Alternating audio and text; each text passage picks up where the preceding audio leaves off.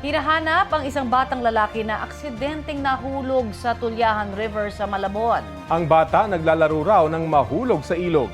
Balitang hatid ni James Agustin. Hindi nga po makatulog. Hindi ako makapagpahinga. Nangina na po tuhod ko. Asawa ko nandun. Iyak pa rin lang iyak po. Nahanap po yung anak namin. Labis ang pag-aalala ni Raymond dahil hindi pa rin natatagpuan ng 8 taong gulang niyang anak na si Roniel na nahulog sa Tulyahan River sa Malabon. Naglalaro raw si Roniel kasama ang 6 na iba pang bata malapit sa river wall na mangyari ang insidente mag-aalas 5 ng hapon kahapon.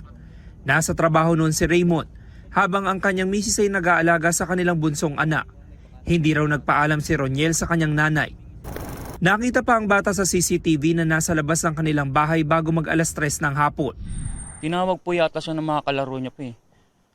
Tapos, bilang sabi sa akin, basta nag-chat sa akin yung asawa ko na nahulog daw yung anak ko. Hindi po marunong lumangoy yun. 8 taon pa lang po yun eh. Ang tiyahin ng bata nakausap ang isa sa mga kalaro at isang nakasaksi sa insidente. Humingi pa raw ng tulong ang bata bago tuluyang lumubog sa tubig. Umupo pa daw po dyan. May hawak na stick tapos winawagayway. Winawasik niya. Tapos nung pagtayo, yun na po yung nalaglag kusa. Sabi din po nung isang bata din po na batang babae po nakalaro, yun yung kasama maglaro talaga dito. Dumungaw naman daw po. Pero yun pagkadungaw po, tumalisod po dyan sa may parang gutter. Kaya nalaglag daw po. Tulong-tulong sa search and rescue operation ng mga otoridad. Bandang alas 6 kagabi nang dumating ang mga rescuer mula sa Philippine Coast Guard. Gamit ang mga scuba gear sinuyod nila ang ilang bahagi ng ilog. Sa ilang oras na paghahanap, bigo silang makita ang bata. Alas 9:30 kagabi ng pansamantalang itinigil ang rescue operation.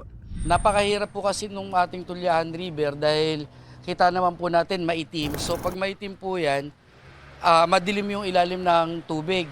So kailangan po talaga pag sinisid yan, dapat merong ilaw sa ilalim para makita kung saan banda. May agos po yan, so maaaring yung bata tinangay na po sa malayo. Ayon sa mga taga-barangay, ipinagbabawal ang paglalaro sa bahagi ng river wall. May harang itong bakod na kawayan at net, pero nakakalusot pa rin daw ang ilang bata. May bantay po kami doon para mangalaga doon sa mga halaman doon. Yun nga lang po, siguro, aksidente yun na nahulog yung bata. James Agustin, nagbabalita para sa GMA Integrated News.